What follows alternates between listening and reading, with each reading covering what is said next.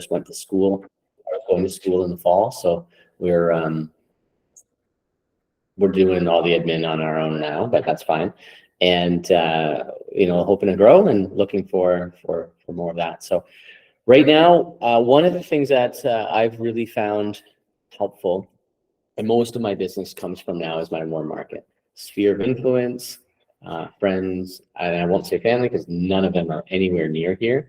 But just being present, being active with a particular community tends to generate business. And this session today will give you a bit of some insights onto how to be intentional with how to farm a particular area or demographic.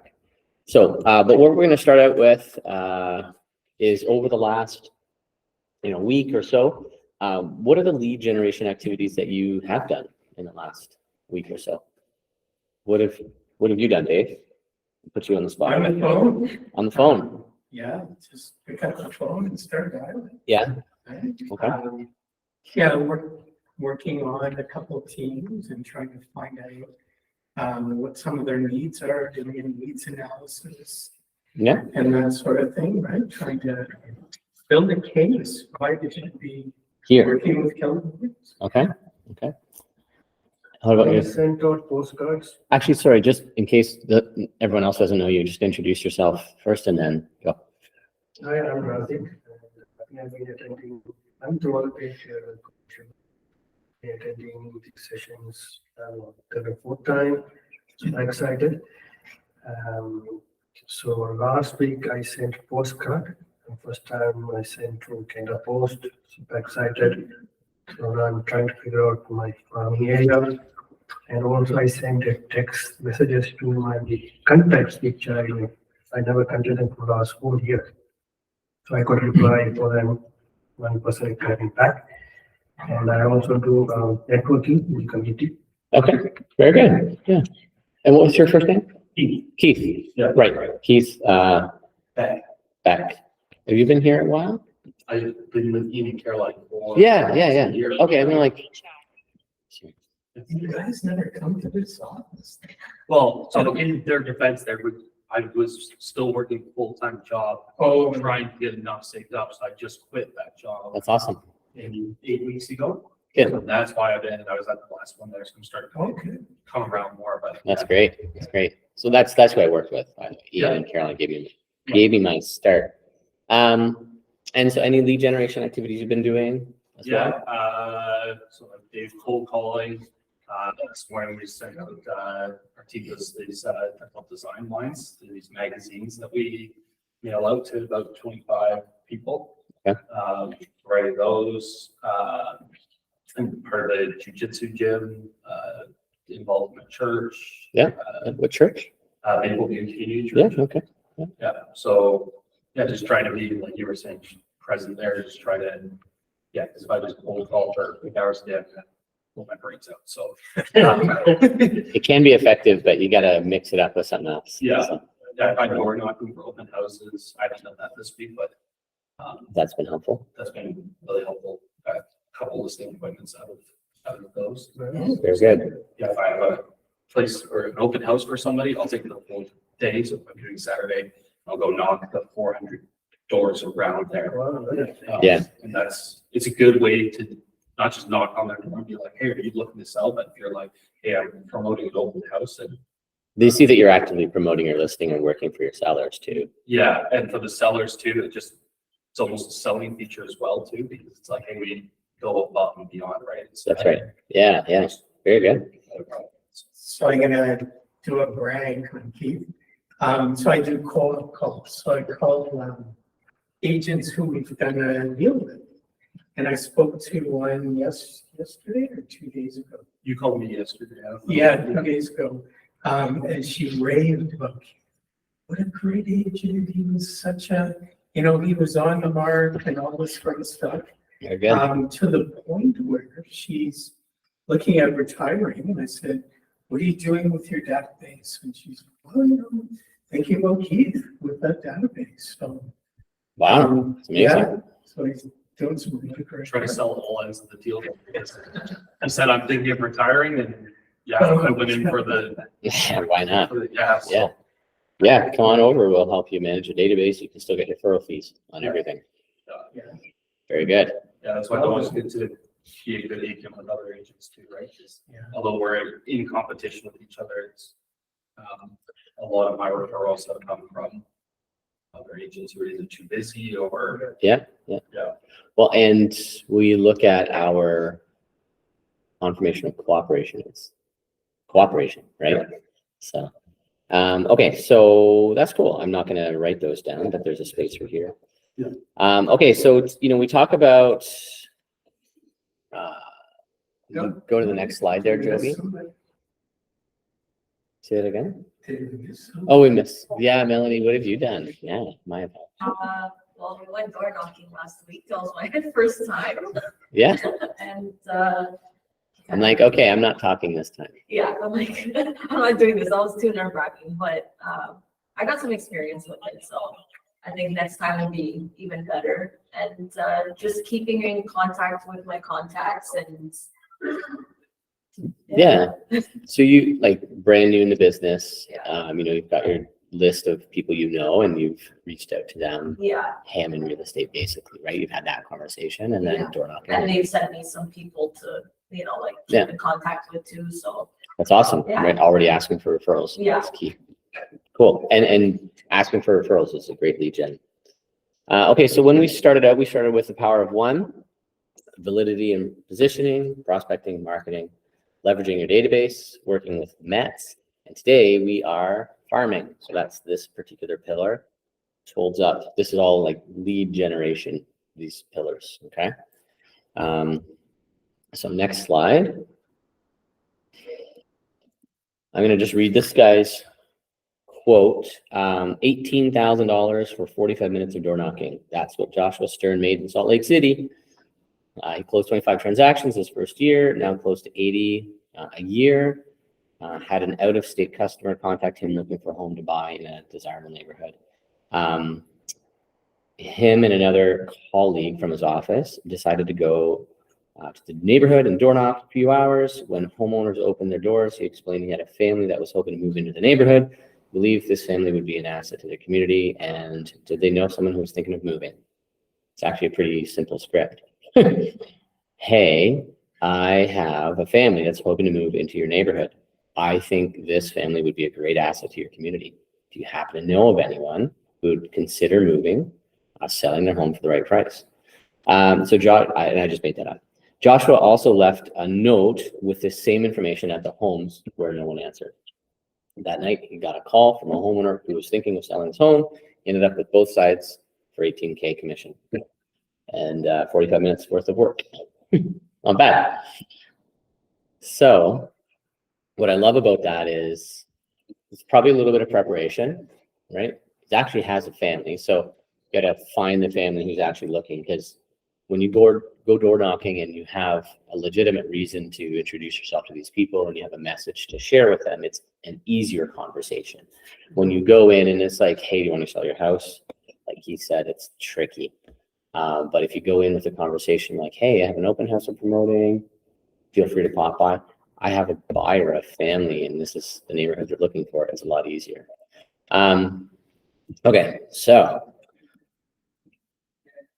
what is farming when we differentiate it from all the other lead generation activities? So there we go.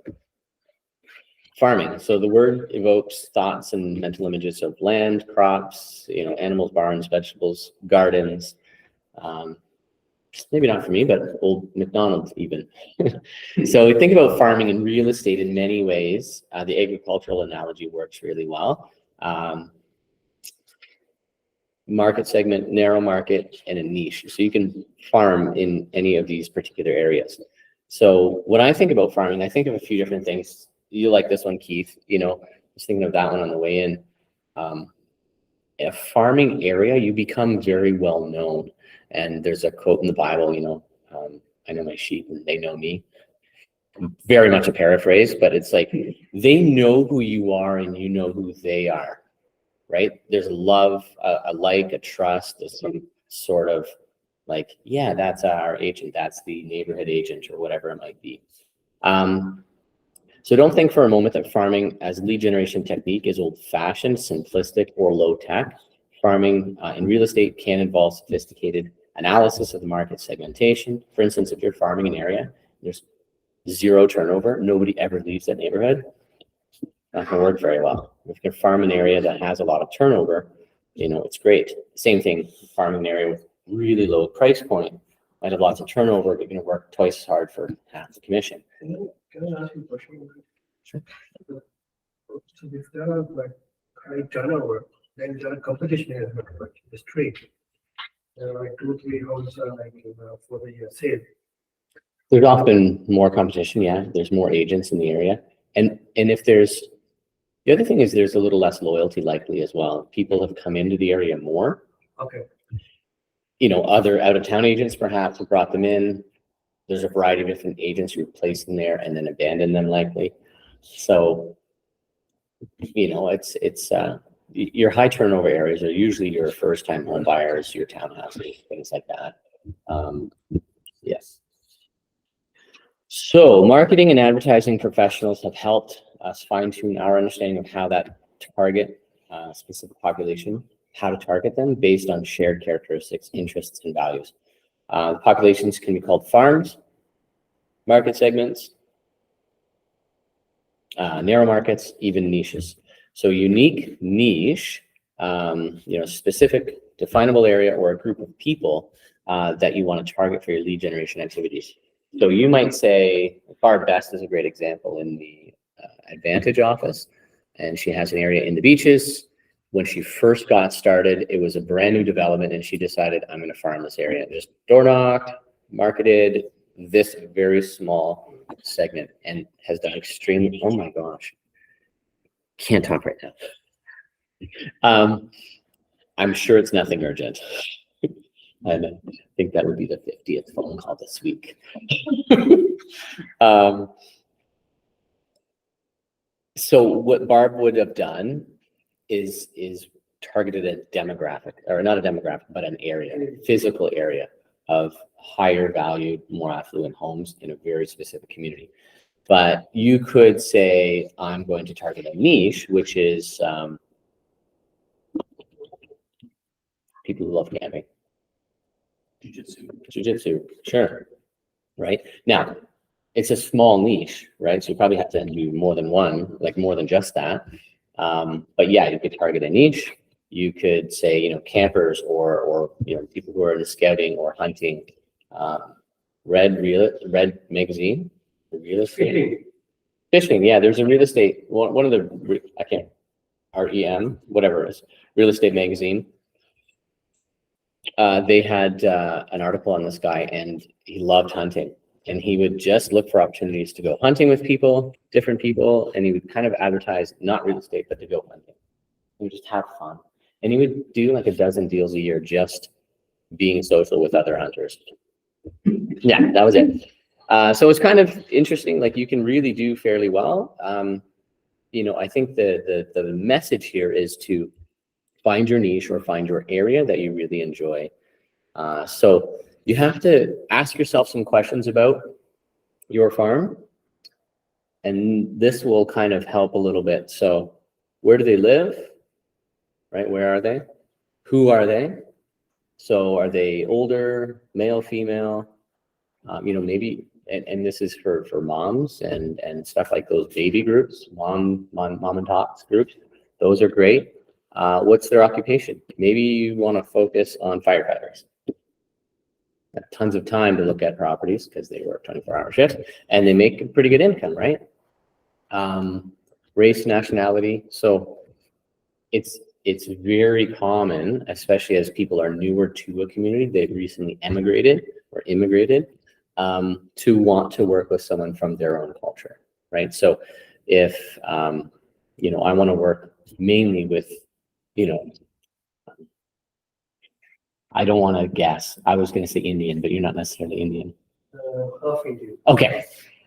That's clear. So that would be a bit trickier for me, perhaps, right? I would have to like network a lot and really gain trust. it would be easier for you, I guess, is what I'm saying. So for you to connect with, you know, an Indian lawyer and mortgage broker and be in that community and go to the events, which is very active here in Barrie, it'd be a lot easier. They probably wonder why I was there. So, and then psychographic, so interests, hobbies, lifestyles, and we talked about some of those as well. Okay, so there's a bit of an exercise. You're gonna do a little bit of thinking. So which type of farm is it? I think yeah, there we go. So here's the exercise. So mark the following as geographic, demographic, or psychographic. So be prepared to discuss your answers. So go back. So I'm going to give you just 4, and then you have to determine which of these they are. So the first one is investors. So investors, are they, so you mark whether they're geographic, demographic, or psychographic. Next one is first-time homebuyers. Luxury homes is the next one. And then the last one is condos. Okay. So if you mark down what they are, geographic, demographic, or psychographic. All right. And then what we're going to do, I'm curious next, is how you would effectively market to these people. Okay. So let's start with the investors. What GD or P? GDP? No. So what was psychographic again?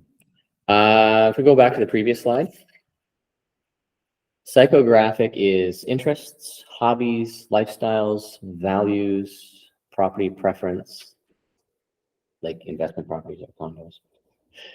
It's like, what do they like? Yeah. Joey, can you go to the previous slide, please? There you go. I don't know if you can see that okay. Yeah, so psychographic is what do they like? So what are their interests, their hobbies, lifestyles, values, property preference, investment properties or condos, like that's the type of properties they prefer. Okay.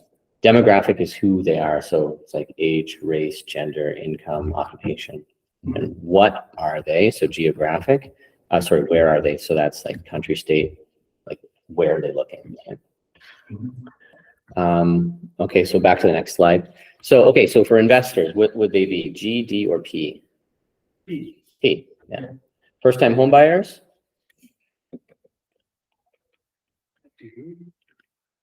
Very good, gold star. Luxury homes? Yeah, remember that's like, what do they like, right? Right, so what type of property? And then condos, P again. I think they didn't put any geographic because it's a little too obvious. Someone who needs to be in a downtown condo, right? Condo's fine, but it has to be downtown or waterfront or anything but Letitia Heights, right? Like whatever it might be. Okay, so now we're going to talk about how we would effectively market to these demographics. So to this farm. Okay, so here's the demographic. I'm going to give it to you. Go to the next slide for a sec. I don't know if it's up there. Okay, no, leave it there. Okay, so here's the demographic. Single women living in or wanting to live in downtown condos. How would you market to that person? Single women were wanting to, or they are already living in downtown condos. How would you market to that demographic? Okay, so what would the interests be of a single woman living downtown? Imagine they might also be 35. Nightlife, okay. Tell me more about that. Things to do around the community, places to go. Yeah, basically gonna hang out at bars. Yeah, learn how to dance and hang out at bars. Yeah. Happy hour. Yeah, happy hour. No, it's good. It's seriously, it's what the gym. Yes. Yoga studio. What about walking? walking, So, cycling, and- walking, cycling, dog Like walking, pads. paths, paddleboarding as well, right? Like, so, or stand-up paddling, right? So stuff to do, right? They're likely very much into the social And life active. and active. Yeah. So you're right. The yoga studios, nightlife, Maybe safety. safety. So self-defense class or something like that. And also like going to college, do some diploma, right? So Yeah. If they're going to college, we're probably not our demographic unless mommy and daddy have a lot of money. okay. Because they're not going to buy and they probably don't own. What part-time? If they're supplementing their, Yeah. they're recertifying or doing something additional, perhaps, yeah. Tailor my website to feature a lot of condos and sort of the area there, like I would use other people's listings. Yeah. So all of your messages are going to speak to that person as well, right? So not only are you going to try to be present, visible, and active in that type of environment where they are also active, you're going to direct your advertising, your marketing, your message to speak to them.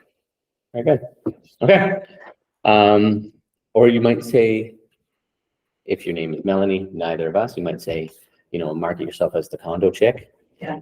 Right? Or urban living specialist, right? So you might also partner with downtown merchants who offer services or programs. So list with me, buy with me, year free at Green Yoga Studio or something like that. Join relevant web blogs. They're called blogs. Yeah. Okay. So, we're into the myths now, Joby. So myth number 1. There we go. Farming takes too long and costs too much. The truth here is that farming actually can become the core of your business over time, and it doesn't have to cost much. So it doesn't have to be about crazy amounts of advertising. So here it says that smart real estate agents have discovered that farming can give them a head start in building their real estate business. Farming is a grassroots approach to real estate. Although it may take time, you'll find that momentum will build upon itself. So, and the more you do, the more it compounds and builds on itself. The more signs you have in the neighborhood, right, for sale signs, sold signs, the more postcards you're leaving at doors or mailing out, or the more often your face appears at their door, and the more value you're giving to the neighborhood, it really builds your farm. So building your farm requires planning and commitment. It's not unusual to have working your farm for about 6 to 8 months before you actually begin to see results. So it can take time, but it doesn't have to be expensive. But you could door knock and just prospect and blow tens of thousands or more in advertising and see nothing either. Whereas this will really start generating results. And again, like anything, it depends on the amount of effort you put in. So, okay, myth number 2. Someone else already dominates the farm and they get all of the business. So I live in the east end of Barrie, and Bob Bellamy, Bob knows the East End, Bob's the East End. And now I've door knocked and I've met some old people who've lived there for 40 years, and Bob's my realtor. Well, good for Bob, because you haven't moved in 30, 40 years. You are more of a liability because he's going to spend money giving you cards and doing stuff for you, but you're never moving until you die. And then your kids might decide when they manage the estate to deal with someone else. Anyway, and I door knocked looking for a house for myself to move into, met a family. They were in the process of moving their mother out. And Bob Bellamy's note card was there, and they had asked Bob to come in to give an evaluation a few months prior. And he said, "Oh, you're moving?" "Well, not yet." "Well, until you're ready to move, there's no point me coming over." So Bob lost that listing because after I moved into my house, this one would have been way better. But hey, are you still looking? Actually, we found something, but I'd love to come by. Caroline and I actually went in and competed with 3 other agents, and we got that listing. So apparently he owns the East End, but I've seen dozens and dozens of listings over the last few months, and not one of his. So, but also it takes effort, and he's not doing as much as he used to be, I don't think. No one ever is as dominant as you think. Another two great examples in our county, Ferris and Peggy, right? So you might see 10 Peggy Hill signs, say in Painswick, 10 Ferris signs. But who's the active agent on that file, or on that listing? It's not Mark, right? Yes, he's the active agent, but there's someone else who's actually dealing with that. Someone else got that listing.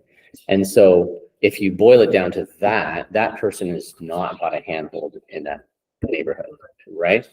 It's just a generic, you might as well be listed by Remax or Keller Williams. So no one is ever as dominant as you think, and I don't think it takes as much to topple them either.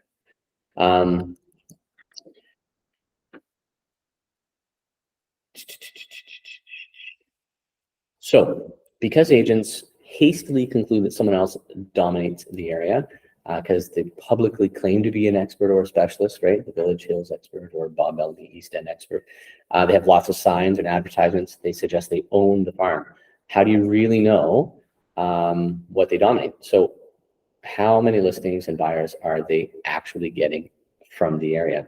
Maybe they're just master promoters, right? Promoting themselves, and they dominate mind share.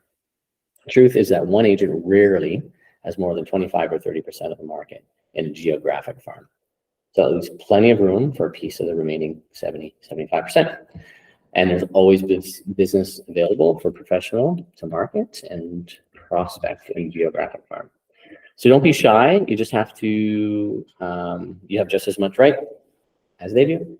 The key to controlling a sizable share of your chosen farm is to stay in contact consistently forever. Don't get, a foot in the retirement grave because you think you've owned it, like Bob. Because actually, I heard this. It was perfect. I listed one on Weldon. I met them dog walking. I live in the area, so I'm always farming the area. I'm active in that area. Dog walking. The people I met were tenants. They were moving to BC and suggested the landlord talk to me. So they were thinking, okay, well, I'll sell that. And so I got that listing. And one of the neighbors, friends of mine, because our kids' school is in that area, so a lot of our friends with their friends as well are down in that neighborhood as well. So one of them grew up in that street where Bob owns it, and their mom still lives down there as well. And talking to Bob, and I use Bob as an example for a bit, I think, but he said, yeah, I'm not feeling the love lately. Literally said, I'm not feeling the love lately. Well, what are you doing? He does rub some people the wrong way, and that's fine. But this part here where it says market it forever, stay in contact consistently forever. And when you stop, there's room for other people. Okay.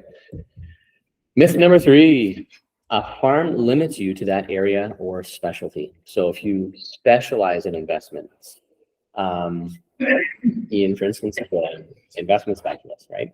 Very good with investments.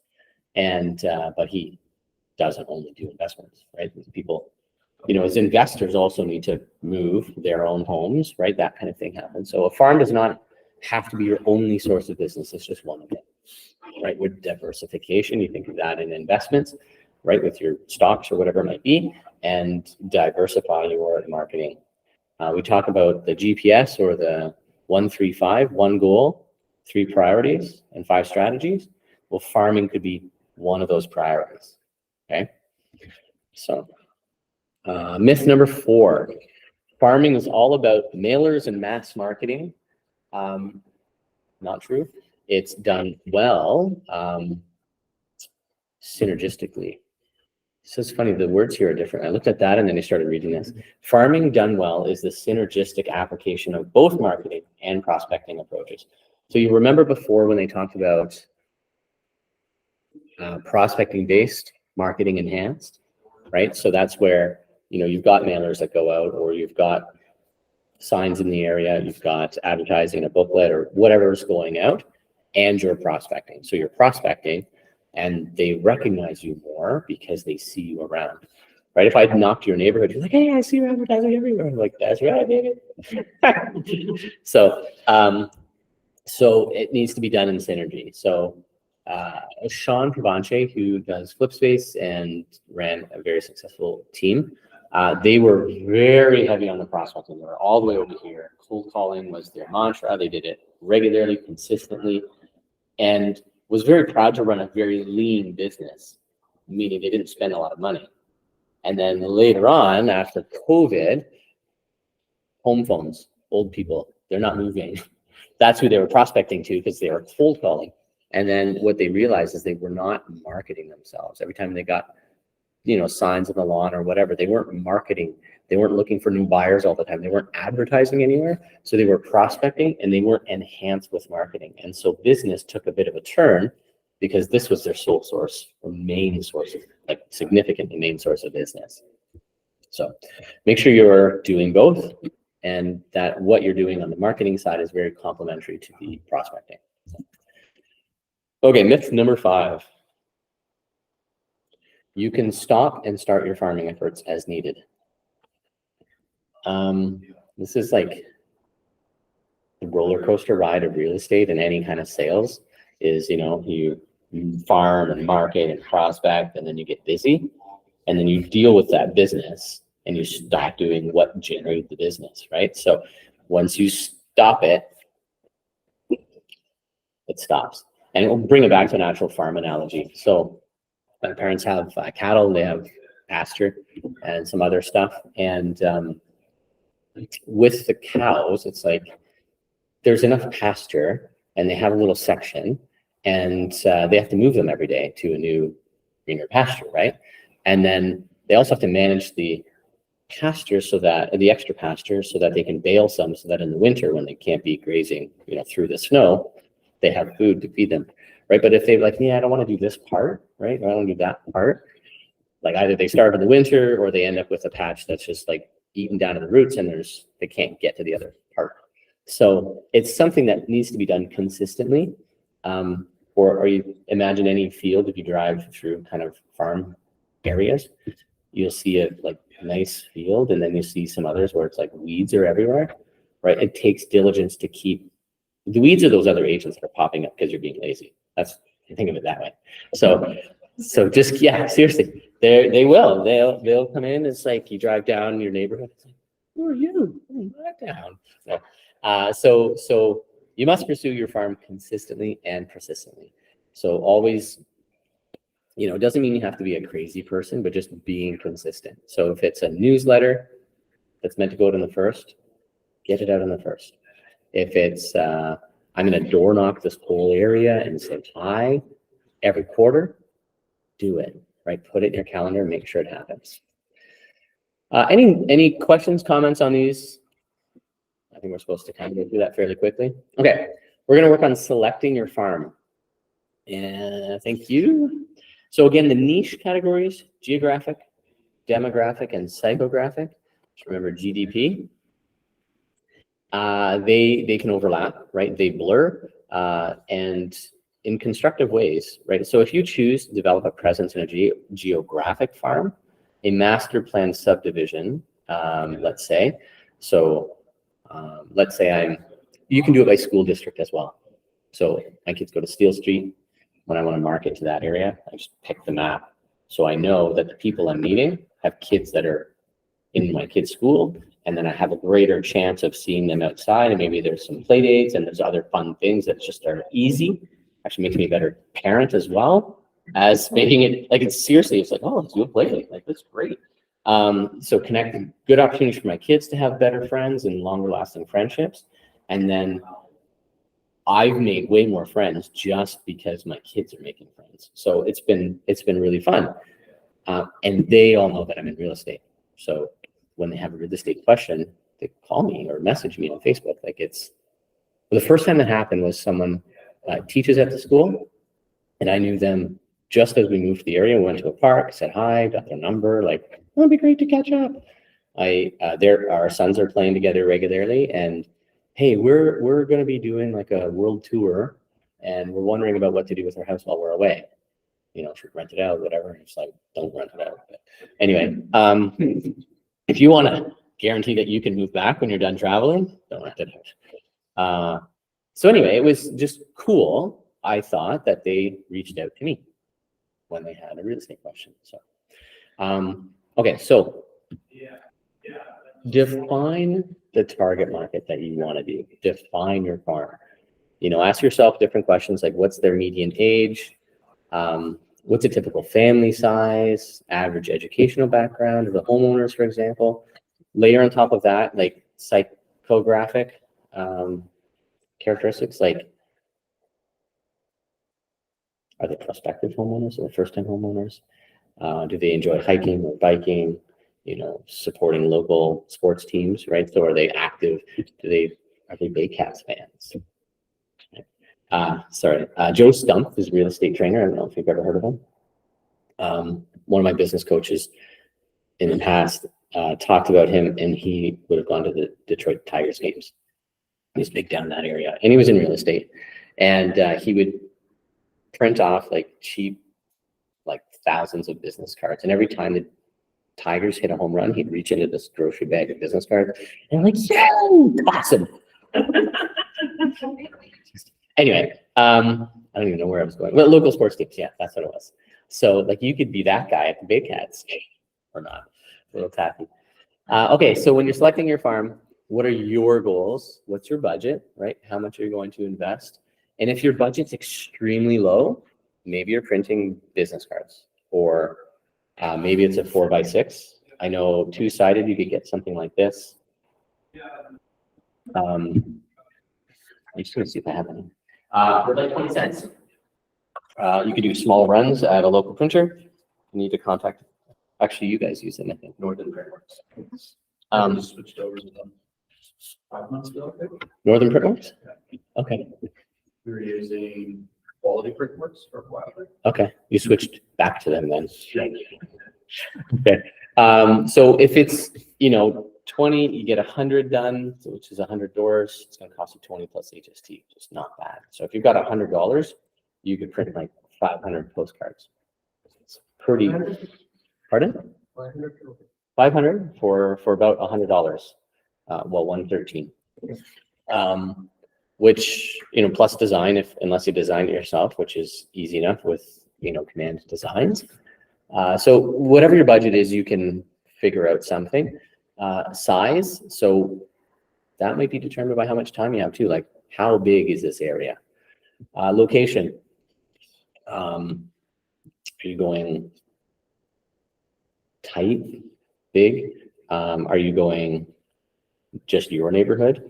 I would suggest, if you're unless you're commuting and like your neighbors never see you, I'd suggest starting in your neighborhood.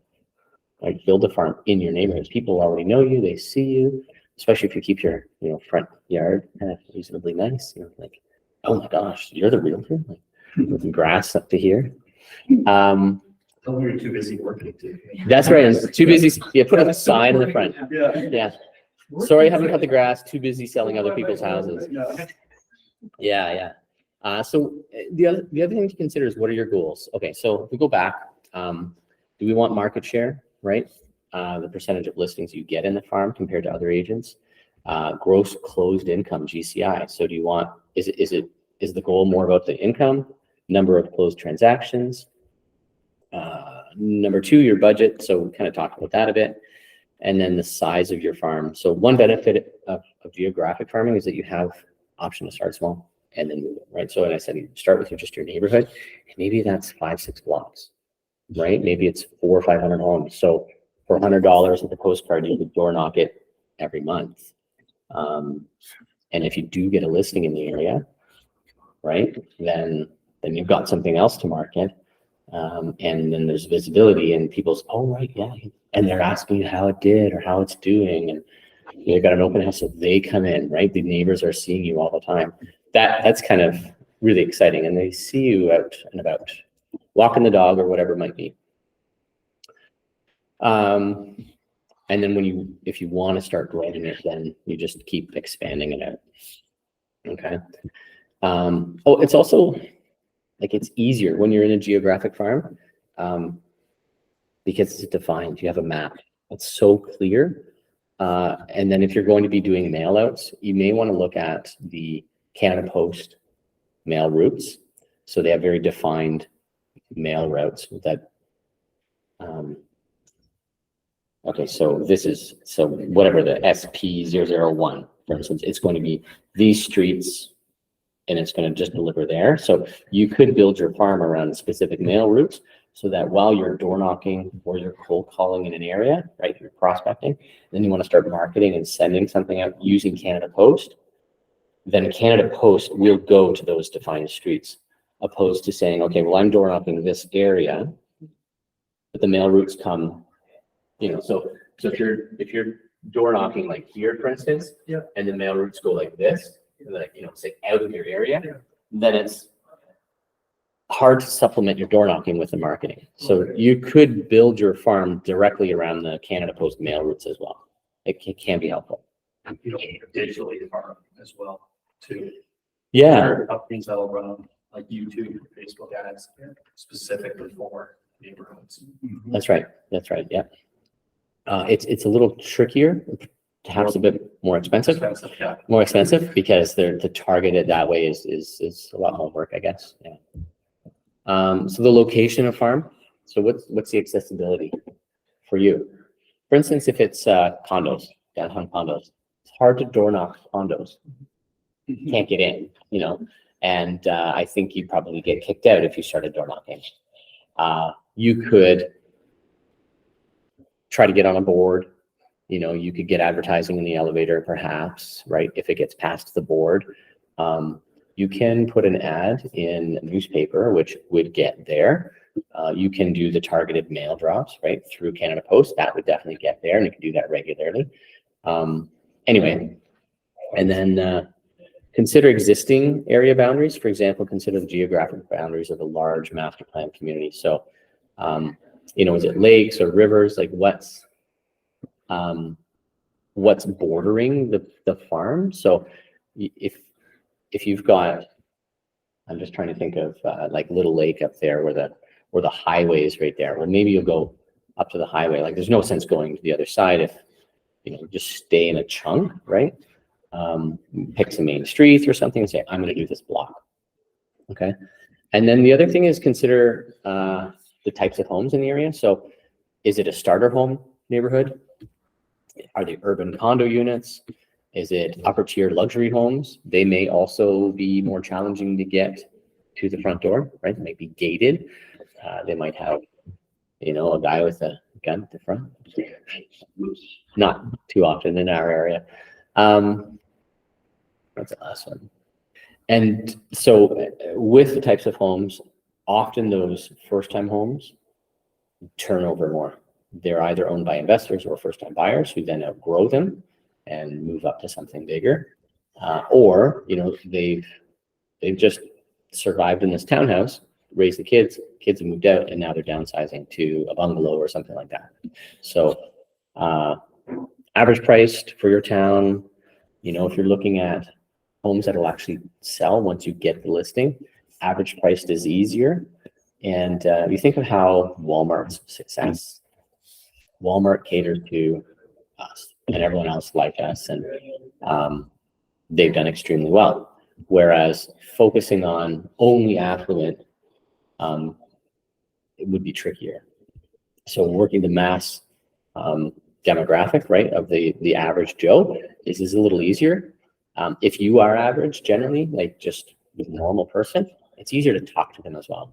I have a hard time talking with like luxury owners. They have these like high expectations. Not that I can't deliver on like good quality service, but they just like, I don't know, they live a different life. They see world through different colored lenses, and I was just like, you're just princess, I can't deal with it.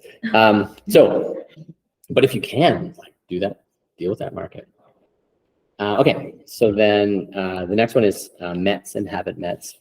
And in number 5, we talked about working with Mets. So that's, you need to go back and kind of identify how many Mets people you've met, talked to, they know you and you know them. and how many you'll need to sustain your database, okay? So when selecting your farm, it's important to consider the amount of haven't mets you'll need to continually have access to. And it's important to select a farm that has continuous stream of haven't mets. So if you know everybody in the farm already, then they're in the mets, okay? So perhaps we need to add more into the mets, and if the farm already it doesn't have enough haven't mets, then there's no one else you can really add to the met column. So that's something else to consider. Average sales price. So before you start, spending time and money in an area, you want to kind of get an idea of the average sale price compared to other areas. So what are the trends? Will this average sale support your goals? So do you have a GCI goal, number of closed ends goals, and given the amount of time and effort you plan on spending? So a particular area I'm working on now, right? That's where we were door knocking. Some of them are relatively newer, but generally speaking, they're average or upper price points. So we could spend the same amount of time there or in Letitia Heights. Letitia Heights might be easier to have conversations, get people to think about selling and moving to a nicer area. However, and work twice as hard potentially for less. So if you get a listing in this area, it'll be a higher price listing and more worth our time. We talked about turnover rate, and you can find turnover rates at Geo Warehouse. You can go in the MLS system, so Matrix or Treb, whatever you're using. Do an area, and you can do number of sales, and you can see how much turnover there is. So if you can expect to get, say there's 200 homes and 10% turnover rate, so 20 will sell. You probably can't expect to get all 20 of those, but let's say you can get 10%, right? In a year's time, you can get 10%. So if you market that area in a year, say you get just 10%, it's two listings. But then you're building that momentum, right? That is compounding, all your efforts are compounding. And the next year, perhaps you get up to 20% or 30, right? So if again, it's rare to get that 25 or 30%. So if you can expect to get 20% of an area, that's from consistent, diligent effort. It's not impossible, because I don't know where you live, but I do get postcards from other realtors once every few months, maybe from some of them, and a different person, and once a year from some. It's not consistent, is it? Yes. Not at all. So if you were that consistent face, that consistent presence in the neighborhood, chances are they're going to, you'll have a better opportunity to gain market share than they will. I think that was the last one. So,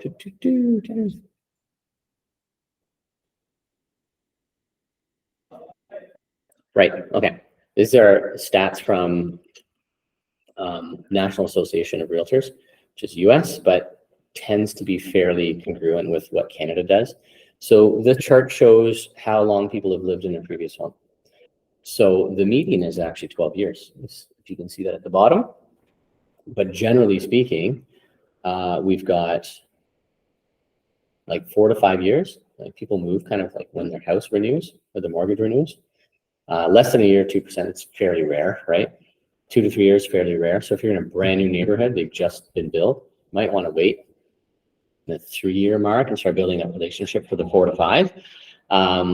6 to 7 is also low. If they've made it past the 5 years, they're probably going to wait until 8 to 10 for the next mortgage renewal. It's funny how those are 2 high ones, and then 16 years or more is also fairly high.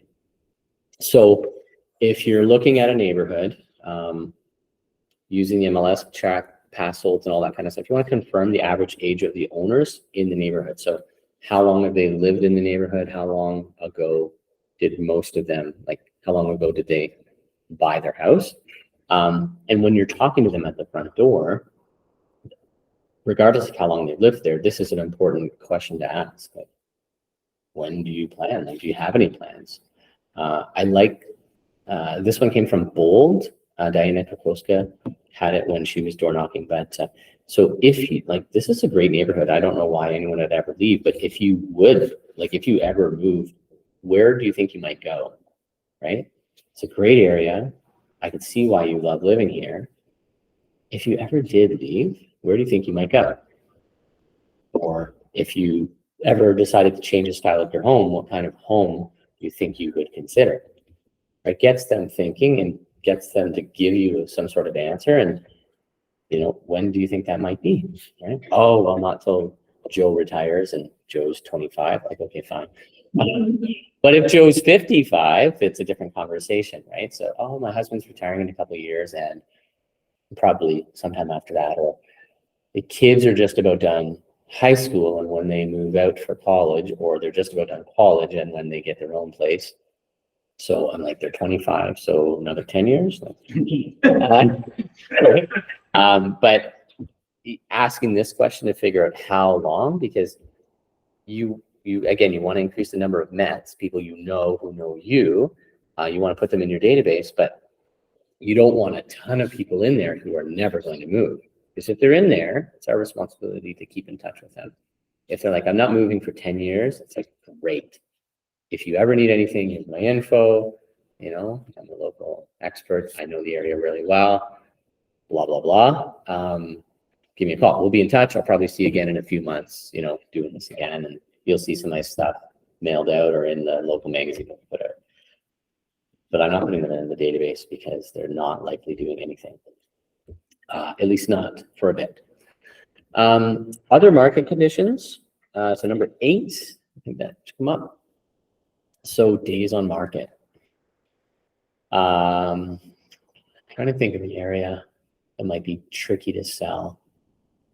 So long story short, let's say you want to focus and specialize on an investment niche, and you're specializing in dingy, dirty fourplexes. I don't know.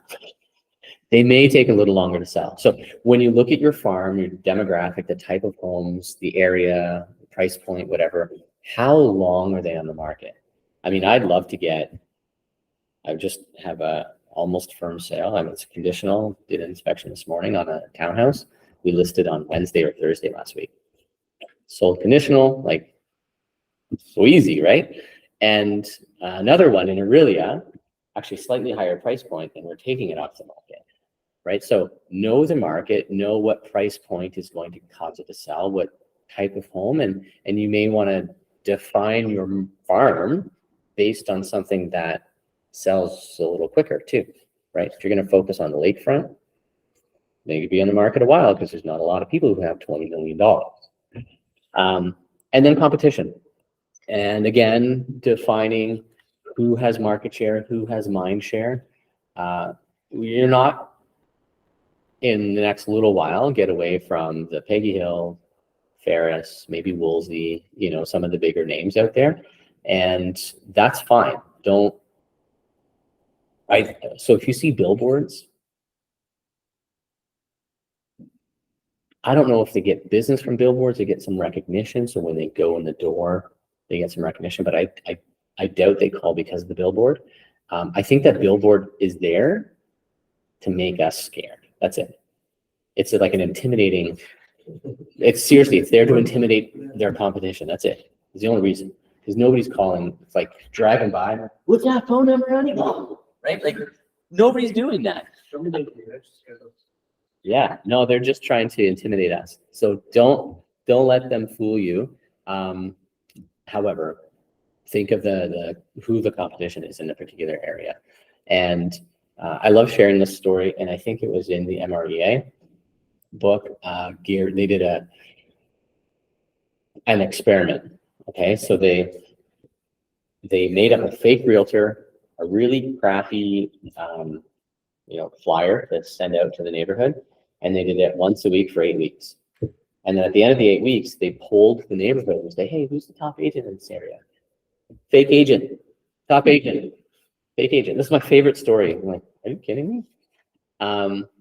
And it's because of that recognition. Oh, well, so-and-so, like I see his face all the time, like that recognition. And it's like, okay, it tells us a little something. So anyway, but as far as competition, if you know beyond a shadow of a doubt, you're going on a Barb Best, like that she just kind of owns that neighborhood because she really truly does, it's going to be tricky. But pick a general neighborhood in the area it's probably fairly certain that nobody owns more than 30%. So, but double check and look at all the sales in the area that you're looking at defining and see who has done most of those listings or who was the co-op agent. Okay. Your fit for the farm. So, remember I talked about like the affluent, princesses and whatever, a hard time. Like I grew up on a farm and I'm pretty down to earth and I like hiking and biking and whatever. And people who expect everything from everyone and, the world to, bring them an Evian, the minute they get out of a car or something. I don't know. I have a problem with that. I cannot relate with them. Maybe it's retirement community. I love playing cards. I can, hang out and play some crib and learn how to play bridge. And I'd have a tricky time relating with, an elderly demographic. But I relate really well with families, right? I love doing stuff with families. I love playing sports with the kids and like just doing fun stuff, right? Going camping, biking, whatever. That's me. And that's the market that I love working with. When they bring their kids, I can kind of help manage the kids. And like, here's my phone and it has Netflix, like sit, we'll go look at the house, but it's managing and relating. So find a market that you can relate with as well. So that's that. So selecting a demographic and psychographic farms. So it's about focus. So you can spend 8 hours a day on 100 different things or 8 hours on just one thing and come out far better, right? So if you're going to focus on investors, where are you going to, maybe it's Facebook groups, LinkedIn, RAIN, Real Estate Investment Network, right? So there are groups and clubs and training programs. You can go probably every day of the week if you wanted to, down to the city. I now live in Barrie. I'm from Barrie because I call Toronto the city. It just happened. No, when we moved here, it's like, what do you mean the city? I live in the city. I grew up on a farm. This is the city. But they meant Toronto. So you can go down to Toronto and there are a few here and just network with other investors. So you can spend 8 hours a day doing that and you're likely going to have a good number of investors interested in looking in Barrie. Okay, so here are 10 interrelated factors to consider when selecting demographic and psychographic farms. Again, your goals, your budget, how much time and money do you have to invest, the size of the farm, are there enough people you haven't met in that farm? Accessibility, can you easily prospect within this market and market to this niche? So if it's investors and it's like, yeah, I'm going to do all these seminars and go to these seminars in the GTA, it's a little bit hectic and challenging. You might as well just get a job down there. So it's less accessible. Number of haven't mets versus mets. So this area that I'm farming, are most of the people in here people I've already met, or are there new people for me to meet? The average price point, motivation. So do they actually want to buy and sell? Or, like my end of town, which is not too dissimilar to other, say attractive parts of town. It's like, I don't want them. I understand you. Current trends. So are they a growing niche? And that might be your first time buyers, right? Where prices have settled, softened, they're not climbing. They're potentially going down a little bit more, depending on what rates do in September. And so are the first time buyers growing? When the market seems to be going crazy, humans are not too dissimilar to lemmings, right? So if everyone's buying a house or jumping off the cliff, but the market's going up, a lot of investors will be doing that, right? And then, oh, the market's bad, right? It's the same as the stock market. It's weird when the news has like bad news, they sell their stocks. So they sell them at a loss, and then they buy them when everyone else is buying them, which is when they're, hey, it's great, I bought this house and made all this money, and then, okay, I'll do one too. Like, well, you missed the boat. But so what's the trend? And what's your competition and your fit? So can you relate to them? I guess that's a bit of a summary. Alrighty, so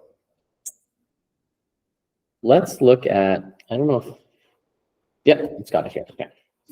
Just never sure like how this, so here's a very short list of some possible niches. So we can look at determining the farm later on as well. So you might focus on baby boomers, Gen Xers. That would be a specific like generations. You might focus on a specific demographic. So Hispanics, Latinos. You said Rodrigo, right? Brazilian, right? And he's done very well in that group. So foreign-born customers. So you might focus on new Canadian residents, new permanent residents, people who are newcomers to Canada, right? Second home and investment buyers. I love that demographic. I like to speak that message to my clients all the time, because if I can have a hand in helping them grow generational wealth for their family, like build a real estate portfolio and what that means to their family, like it's important for me, and I want to share that knowledge and that gift to them as well. So helping people who want to have a second home, luxury home clientele. It'd be great to get in there. I can't picture it, to be honest. I just can't. And other real estate agents, a great niche. So you mentioned, Keith mentioned those who are too busy sometimes of getting referrals from them. What about people from out of town, right? Your niche could be a referral generating activity. So just marketing yourself to out of town agents who may have buyers moving up here. Or opportunities, you've got people who are moving out of town, so you've got other agents who can refer them to you, and instead of them finding an agent and you get nothing, connecting them with an agent out of town. So other attractive niches, are single buyers. So 33% of singles are becoming homeowners, according to a Harvard study. Pet-friendly neighborhoods, somewhere near a dog park. I've never seen this where some cities and buildings are pet friendly. So some condos, of course, are pet friendly. Student housing. So say near college, right? Housing specifically for students, waterfront golf course properties. So maybe you're a golfer and maybe there's developments near a golf course or homes that back on a golf course, where you can do something like that. Focus on that area. First-time home buyers, again, it's a niche, and that's about 33% of homes purchased in the States, at least, according to the National Association of Realtors. And then condos and urban development. So urban revitalization has made condos and urban living pretty attractive, especially for young buyers. And that could be because of the price point as well.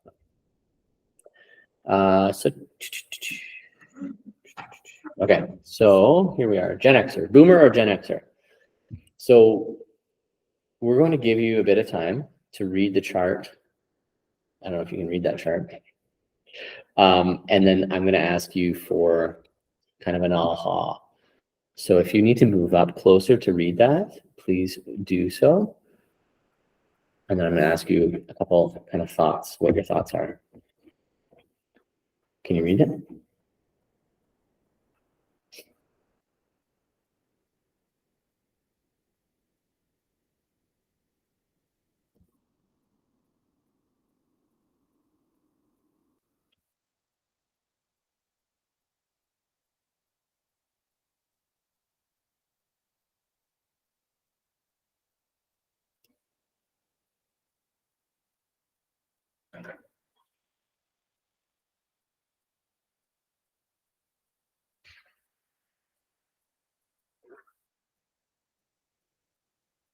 Okay, everyone done? Okay. So any ahas, anything that jumps out at you?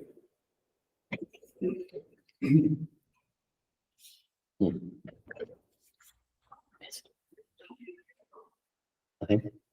So if you're seniors, we're looking to downsizing, so.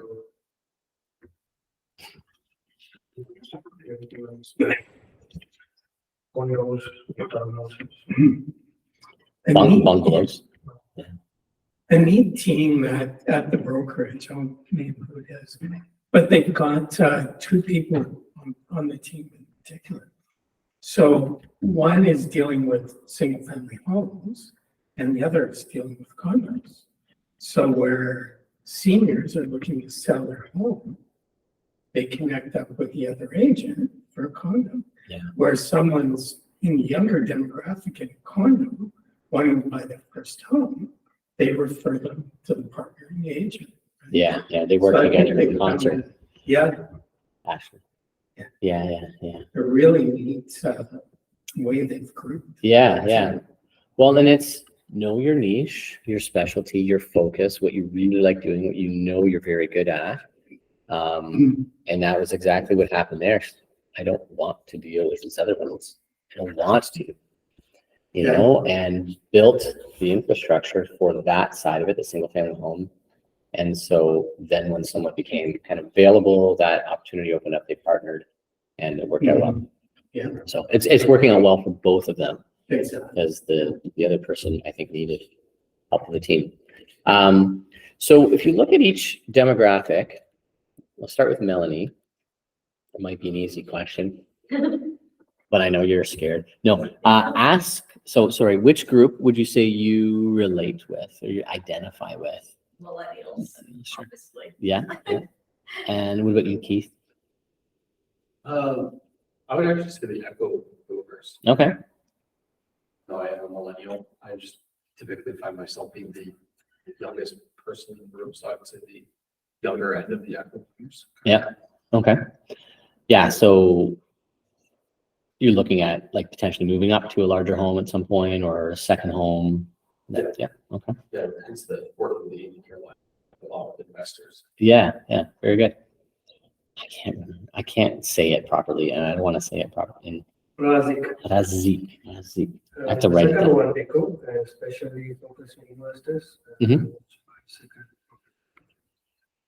Okay, one with increase the portfolio, like So you relate with them. Good. All right. I'm gonna say millennials. You do? And I'm joking. yeah. Just because you don't want to say the baby boomers? You're not 60 though. No. No. Echoes. Yeah, you're an echo. Very good. Yeah, so knowing kind of who you relate with, that's just kind of a little bit helpful. So I'm not going to get into, go to the next slide there. Let's see what you guys see.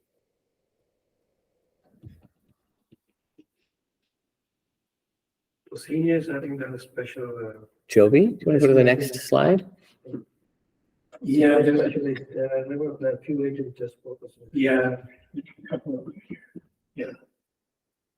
Oh, there it is. Okay.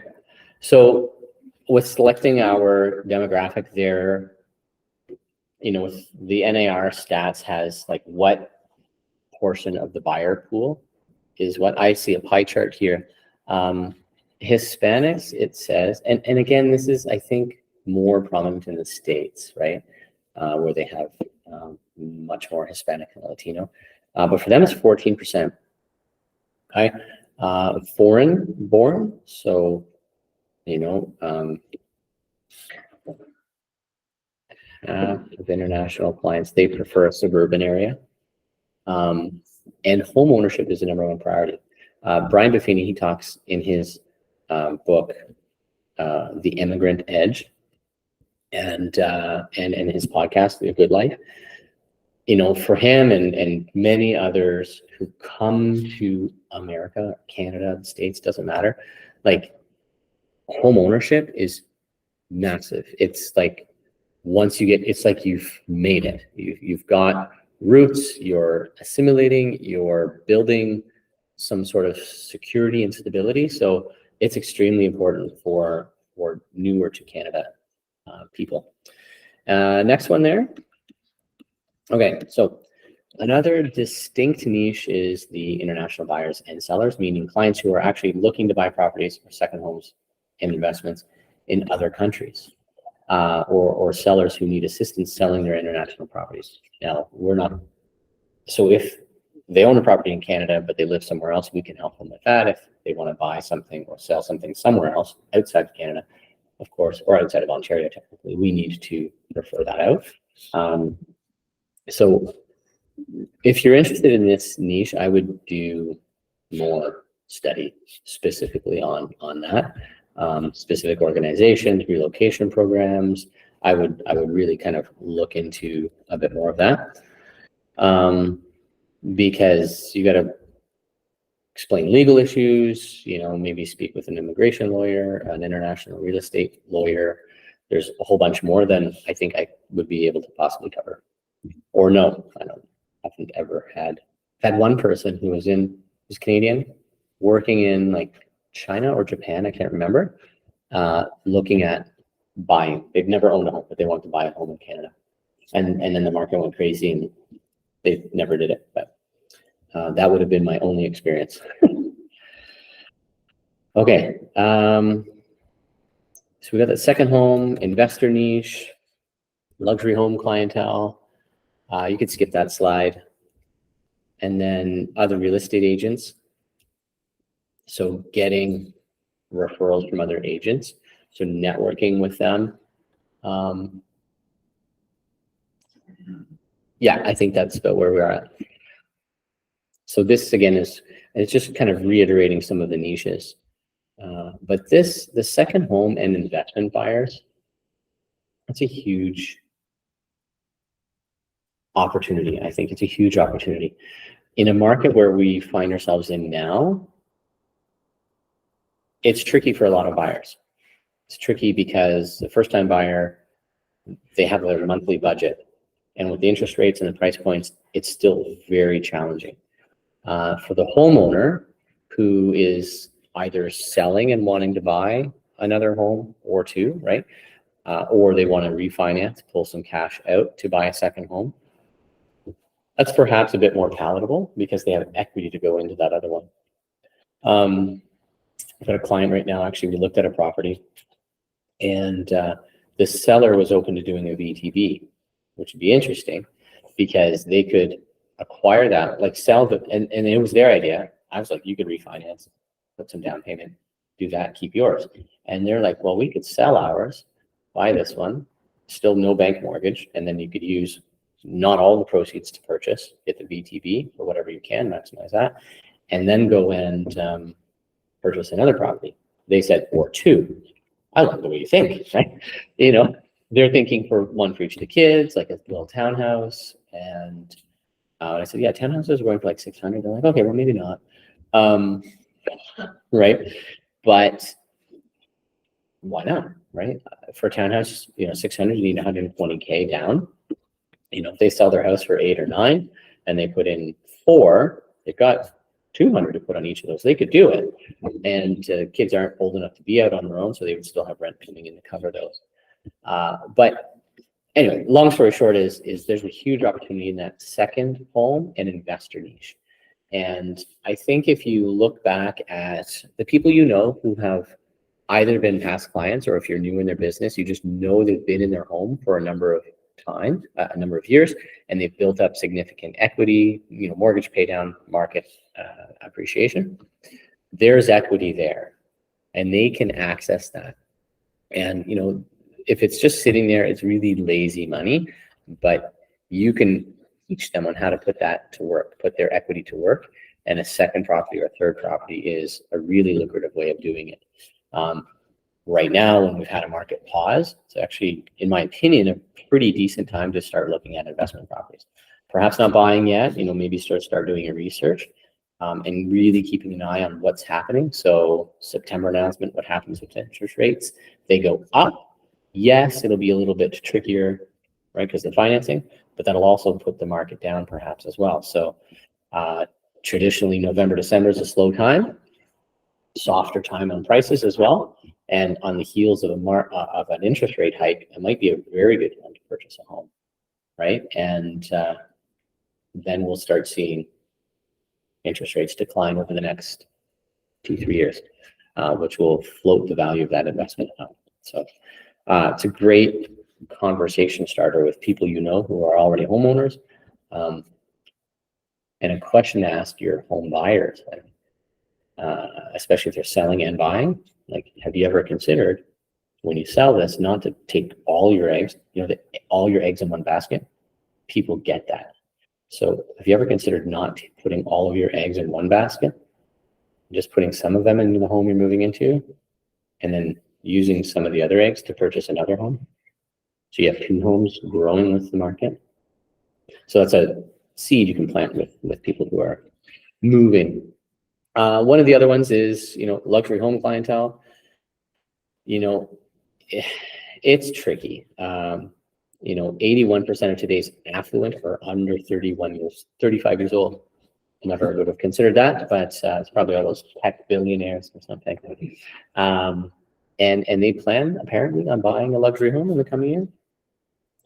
And if you're worried that you don't have the credibility to work with affluent buyers, you could take some specialized training, become a certified luxury home specialist, and KW has some specific courses for that. And then again, those other real estate agents. So power session number 9, which will come up, I think, not there yet, talks about agent-to-agent referral. So it'll go deeper into that, taking into account other real estate agents. Could be just another niche, categorized by their common, occupation. So when we kind of look at other agents and a market that they're in, we can really narrow down and dominate. So if you want to focus on investor clients, and the areas, you've got, a short list of great investment properties, you know how to analyze and write offers for investments. You figure out who does investment real estate down in the GTA, and maybe they're willing to come to Barrie, but maybe not Aurelia. So you can help them focus on that. And if they've got a client who's interested in investing and they don't have the budget to satisfy a GTA investment, then you can help them and they can still get paid. So here's the truth. Yeah, determining your farm or niche is only limited by your imagination and your opportunities on targeting them. I would say it's limited by your time, perhaps by your money, but it's more your imagination. So your friend in high places. There's this picture here, Mark Nicholson, AtlantaHighRise.com, and his tagline is your friend in high places. So that's his positioning, right? He's focusing on high-rise condos, and that's his little positioning. So so remembering your identity and your positioning. So we are in remember what business you're in. Just saying you're a real estate agent isn't enough. Saying you're a real estate agent specifically to the audience you're targeting in a way that they will hear it is important. So once you've selected your farm and your niche, we need to focus on our identity that will speak to them. So if you're the condo high-rise specialist, I'm your friend in high places, and whatever the lifestyle those people who live in high rises or who want to live in high rises can relate to, that's your unique selling position. That's how you're going to build validity and positioning with them. Okay. So what's your personality? What's your fit? Can you relate with those people, or how can you make yourself relatable to them? What's your image? What are your values? Interests, lifestyle. So when you, I don't know if it's the next one. Yeah, refine your style. Perfect. So is your style formal, business casual? Not even business casual, informal, right? Are you the jeans and t-shirt guy? I remember I had clients who were making an offer on a house, and George Nagel, long time real estate agent down here, does a lot of business, deals with a lot of investors, and some of them are just like not great investments. Like they're good investments perhaps, but they're just like, ooh, houses. He came in here like a tracksuit. Big deal. Ian, I think we the three of us met in one of the meeting rooms, and Ian probably had a suit, and I would have had a shirt and like dress pants and then tracksuit. Whatever. Let's get this deal done. But it doesn't matter. And I remember him saying, George, he's like, yeah, I got a call from a client once and they wanted to go see something. He's like, I can go straight to you so long as you don't care. I'm literally leaving the gym and I'm wearing my tracksuit. He probably says it all the time, so you could just wear a tracksuit all the time. But it's like, yes, I'm there and I'm coming from the gym. So anyway, but he's in a band as well, and he's at Wiki's Pub down on Yonge Street and just likes to have fun. And he's comic, right? He's a funny guy.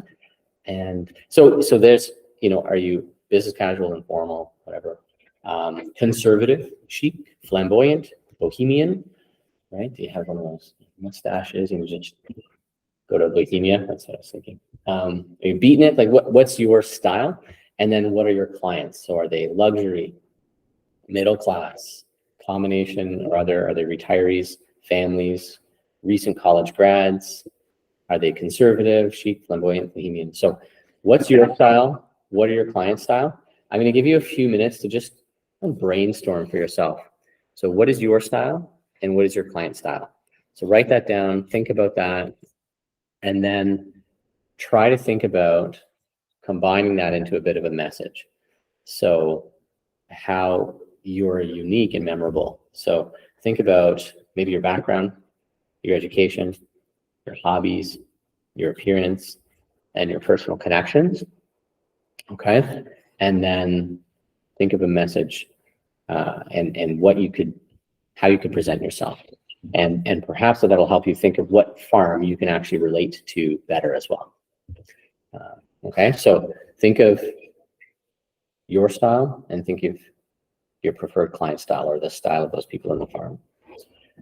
Go to the next slide for a second. I'm curious if it has a list of styles. Yeah, this is it.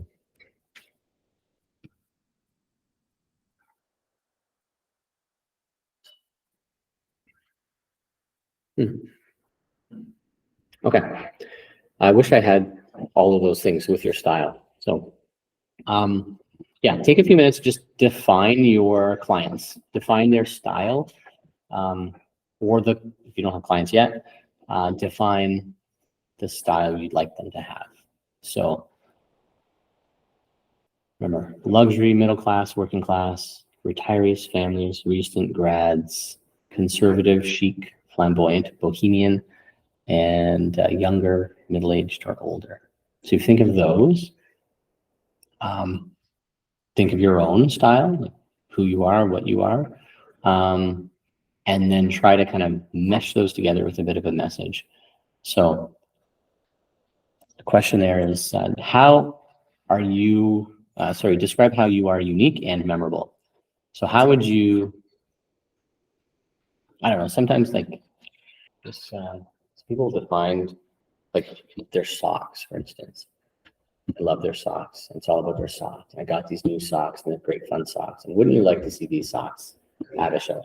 Like, wouldn't it be great if your realtor had socks like this? Or watch. Sure. Yeah. I haven't worn a watch in ages. You find watches. Yo, no, that's not a metal one. I find they pull the hair on my wrist. It bugs me. Yeah, I can't do it. Yeah. Leather straps for that reason. Yeah. So I don't know, and I'm bony, I just found them uncomfortable. But ever since the cell phone, like, it was just something I had always on me. I never needed a watch again. But yeah, so luxury homes, maybe they like luxury things, right? As I'm sure they do, right? I'm willing to spend this kind of money on a luxury home, maybe a luxury watch, car, clothing, willing to spend extra money for higher-end restaurants, coffee shops, right? So think of that kind of thing. And do you relate, right? What's your messaging to them? Okay.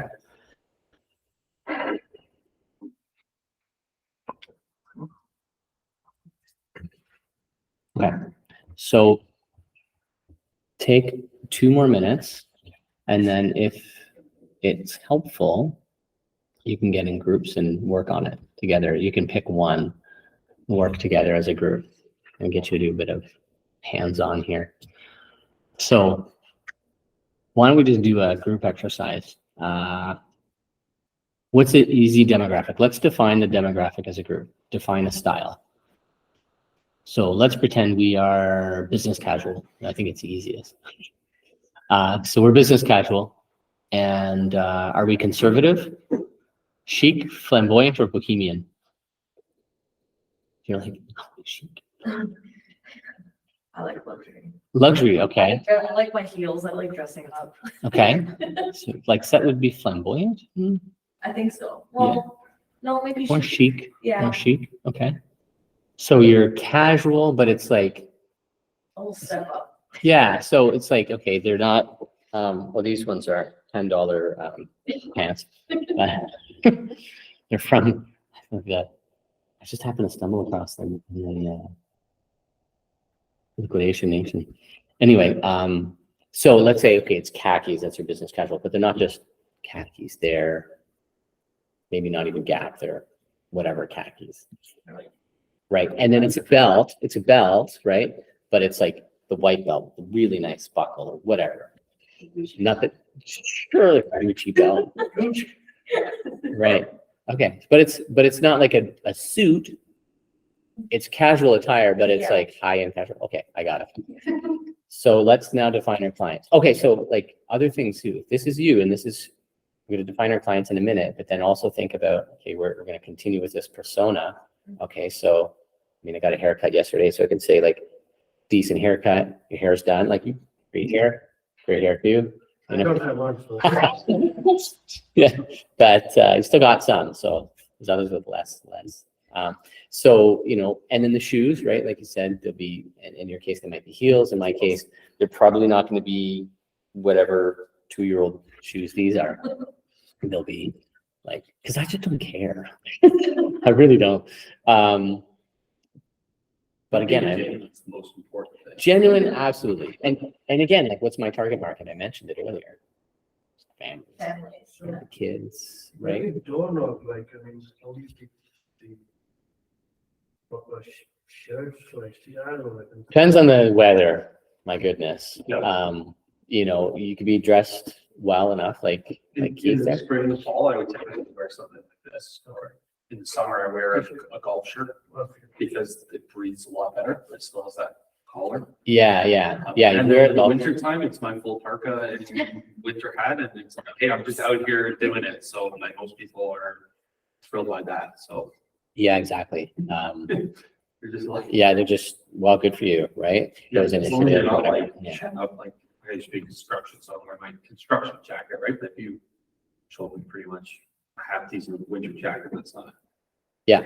So lime green. that's right. Yeah. Yeah. So then, okay, so that's us. We've defined us, and then if you define your clients, then would they be luxury? So we're going to go with middle class again, then, or is that luxury? Middle class, luxury. Higher middle class? Yeah. Okay, sure. So I'm just trying to think of, you know, the person who's middle class, able, willing. I shouldn't say able, because they could be lower middle class and still spending all of their money and Visa's money on that stuff. But let's say they earn a decent living, so they're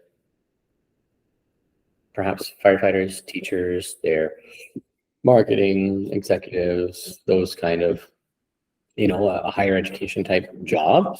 Okay.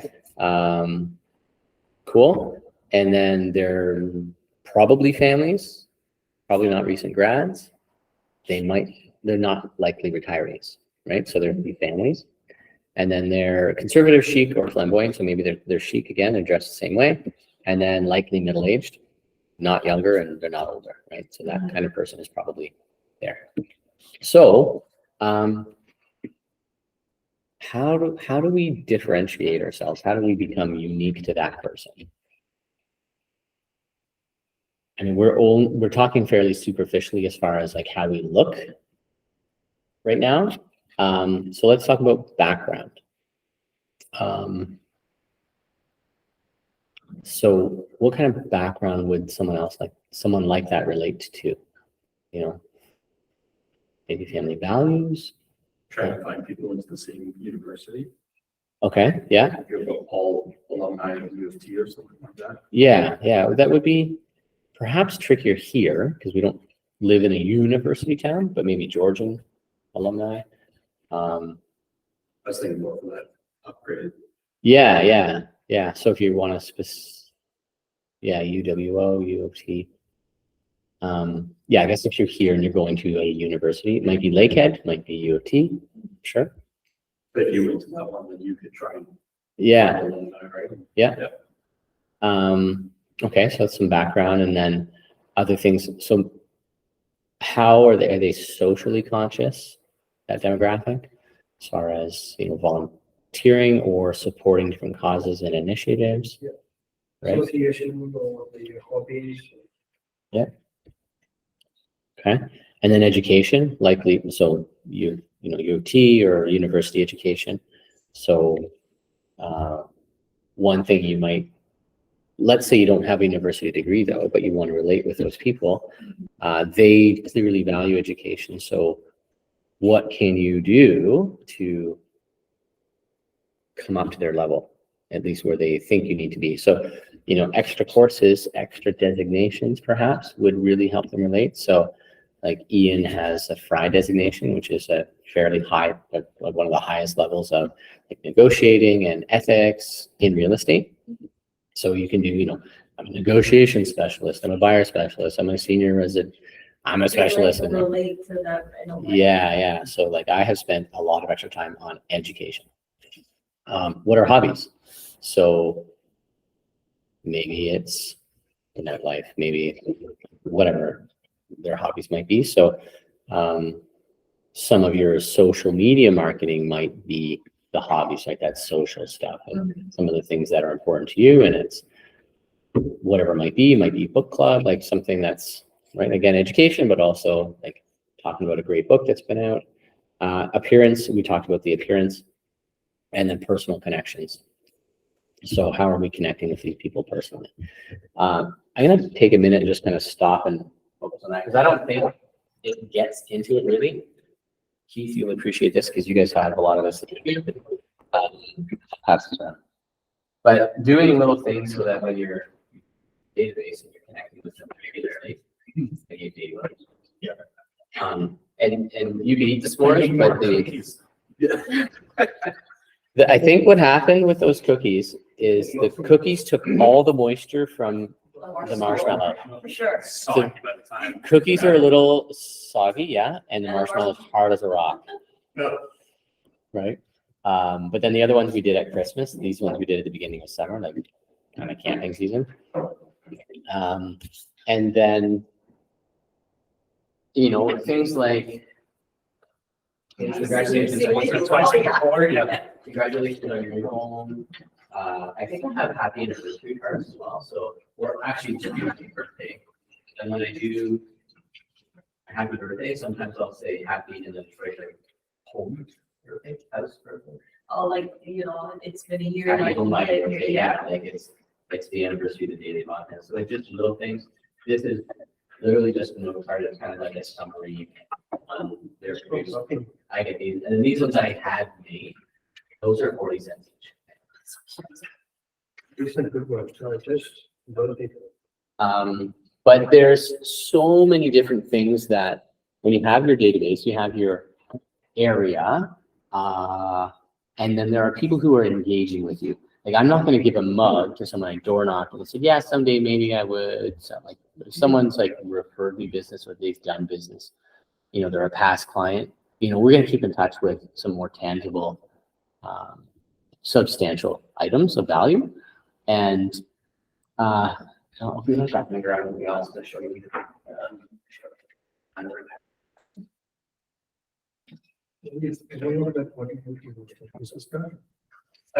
have like a little door knocker. It's not that big.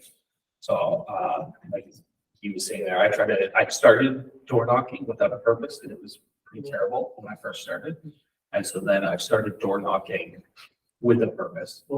Yeah, open house, or like he was saying, so like if I have like a buyer, so somebody who's like, oh, I would like to like a first time home buyer, and they're like preferably a townhouse, then I'll make up the door hanger for hey, I've got a first time home buyer who's looking. Sometimes I'll put, Here's a couple of those. I'll go like knock areas that I think would be that good. So those are some, it's called items of value from a referral generating company that I'm training with. And it's there to kind of like a monthly newsletter. It's there just to share some just useful information, some things they should know, basics, and really its purpose is to, again, provide value, provide consistency, right, to your marketing. So you're regularly in touch with them, remind them that you're there and you're just trying to be helpful. And so that when they do think of real estate, they think of you. How to put your branding here? Attach your business card or? So I would do a cover letter. Oh, cover.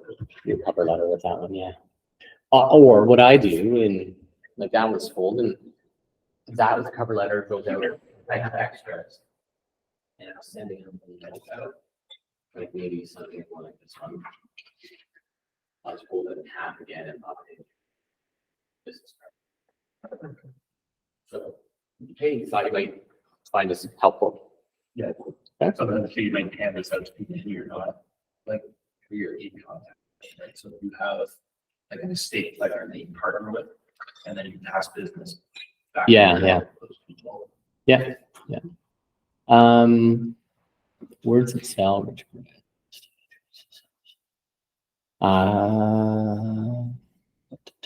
There's a book that it's referring to here, Words That Sell by Richard Bayan.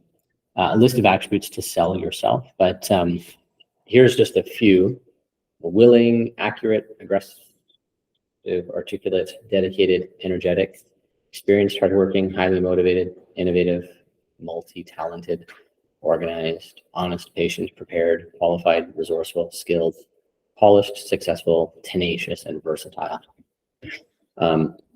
Those are some things, some words that you could use. So just Words That Sell is the book. Okay. So when you're trying to create your unique selling position, think of your features and how they benefit your client. Okay, so what are my values? Right, so honesty, integrity, hardworking. You know, how does that benefit your client? So the message should be, you'll benefit from my honesty, right? Like, I'll always have your best interests at heart, right? Our honesty, integrity are what our clients have come to love and appreciate. Your specific knowledge and expertise. So if you're focusing on investors, I just keep coming back to that one because it does require a little bit more expertise. Or if you're lakefront, waterfront homes, they require a little bit more knowledge, right? And then our stats, so my or our stats. So if you don't have stats yet, you have a team's stats or you have the brokerage's stats. You know, our average days on market are less than the competition, or we sold this many, right? Buyers network, so my buyers network. So do you have a network of buyers that tailor to that particular seller's home?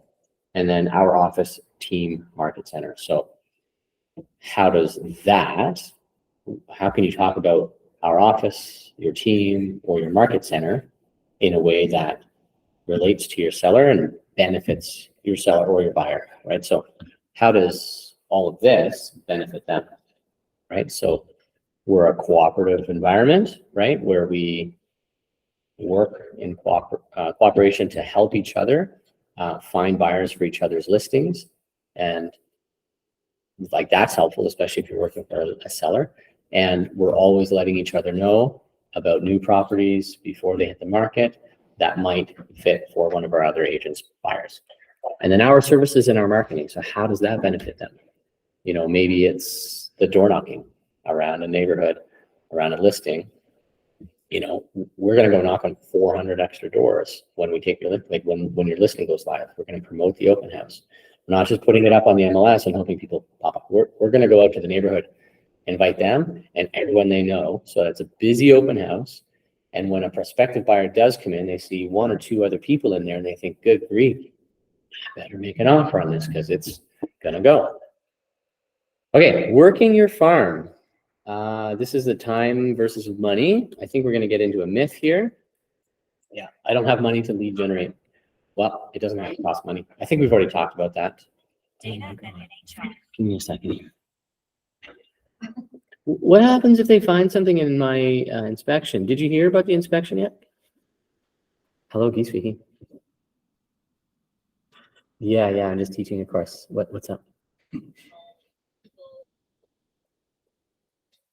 I just told you that we're challenging deal with other agents. The buyer, the people who are buying your house? Okay, yeah. The other agents, the problem. They love each other. It's the other agent who's like. Okay, we can talk more about that later. Oh, just everything. Is like. Yep, He's like, I'll talk to him later. let's talk to this person. Okay, no problem.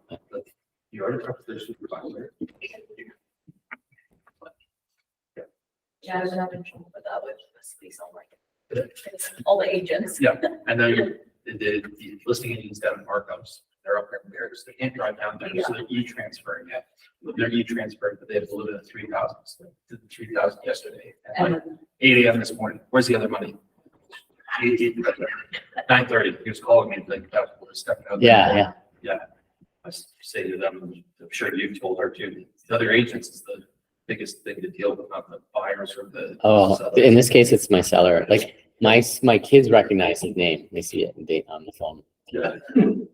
I've seen it pop up. I'm reading to him last night, like reading, and it's like, now last night it was, I don't know how on this transaction kit, it changed the address. So I was on his purchase up in North Bay's transaction kit, and I was doing a notice of fulfillment. Yeah. And he's like, why does it say like my house on the top? Oh, man, I don't know. There's no reason this transaction kit should have that address, but it somehow got changed. Yeah. Anyway, so yeah, this was his mom and his uncle live with him now and would be interested in staying to rent, and the person buying it, I guess, is an investor. And of course, this guy talks like, would you just like, why are you there, first of all, and why are you talking to the buyers? Buyers are there at the home inspection and he's talking to them. Oh my God. And anyway, he's like, will you rent to my mom and dad is probably what he asked. Like, are you like, I don't know, just. Well, he did the same thing when we were looking in North Bay. He'd go talk to the sellers, he'd call their agents and just like, whatever.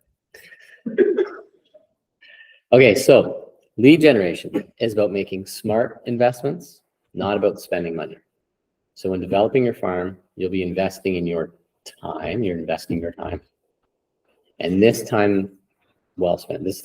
So the more you build and develop these relationships, right, with items of value, with your time, with conversations at the door, and so many other things you can do, the more you develop these relationships, the richer your return will be, right? Everything compounds on itself.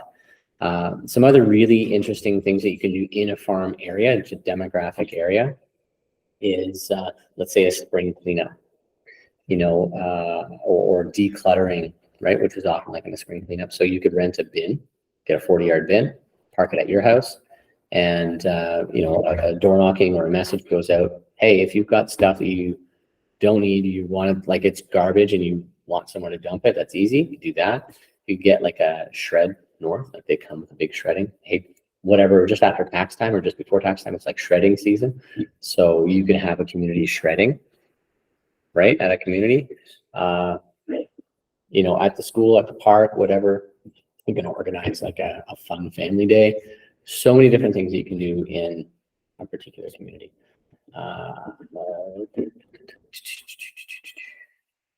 Okay, establish your reputation first. So whatever Bob did, I don't know, maybe because he's comes across as arrogant, it rubs a lot of people the wrong way. So whatever his reputation is, whatever he did to it, I don't know. But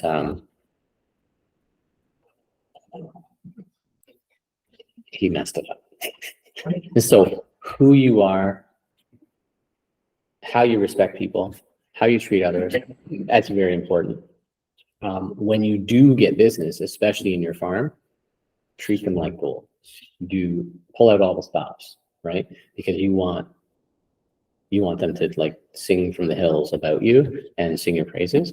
So we want to build validity and positioning. Your message should have impact, has to be built on sincerity, right? We talked about being authentic and who you are, what you bring to your farm or your niche, right? So imagine being that person who, oh my gosh, I love like every spring, I don't go to the dump, like honestly, personally, especially for hazmat type stuff, you can only go Saturday mornings. You don't want to be collecting that, but it's getting stuff to the dump is just a hassle. But if you just had to drive down the street and pop it in your neighbor's bin, so much easier. So, you know, being the person who's provided that kind of value to a particular area is amazing. So relationship farming. So if you're prospecting in your farm, right, we talked about prospecting based, marketing enhanced.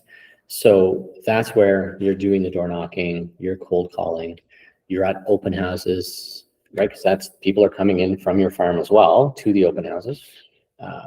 So when you're focused on your farm, you should be prospecting based and marketing enhanced. So you're not all about just the billboards or just mail outs or whatever. You are face to face with people. Okay. You'll be building relationships that way. You get a pulse of the market and what people are thinking about, talking about in the area. And it's regular personal contact with your potential customers or your current customers. And then once you establish, right, so you have reputation and now you're at the relationship, then you can follow up with this targeted marketing action. So that's where maybe you have a quarterly note card, right? Send them a handwritten note once a quarter. You send them a monthly item of value. Maybe they're in a newsletter email. Maybe they're interested about different properties. So you're sending them listings, right? Lots of different things you can do. Okay. There's an exercise here as far as defining the size of your geographic farm. You can take a picture of that, or you should have it in your handout, right? Like you have that, because you got to figure how many doors you can actually knock. And I think in an hour, you could probably knock on 100 doors, maybe more.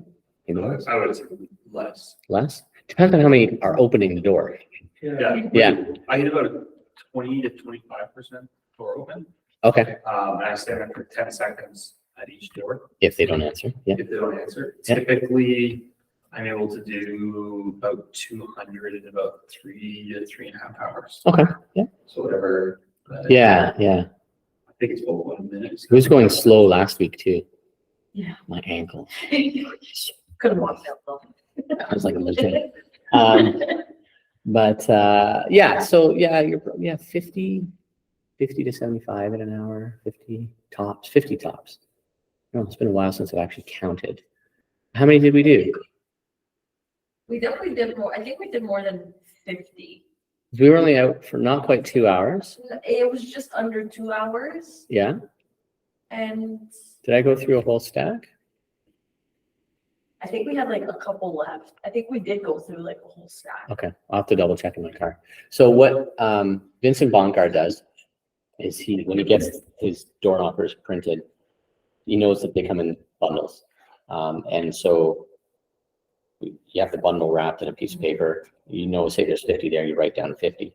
And so when you unwrap a bundle, like if you got through it and you know you did 50, right? So like, because tracking, okay. No, okay, that's cool. Like it's impossible. Yeah. So just have the number of cards you go out with and how many you came back with and do the math. But You can do doors open. doors open, you could do doors open. Yeah, a little bit open, that sits in the back of my pocket. Yeah, easy Every enough to time track. somebody opens the door there. Yeah. Yeah. I don't even do that. But again, tracking and monitoring, like Ian and Caroline can tell you that's not my forte. My forte is just the conversations. Yeah. And so, the number one intention for me is adding people to my database. So we got 3, right? And that's what I tracked. 2 hours, 3 people added to my database. That's it. So honestly, nothing else, for me, nothing else really matters other than if you are looking back and tracking the effectiveness of the time you're spending.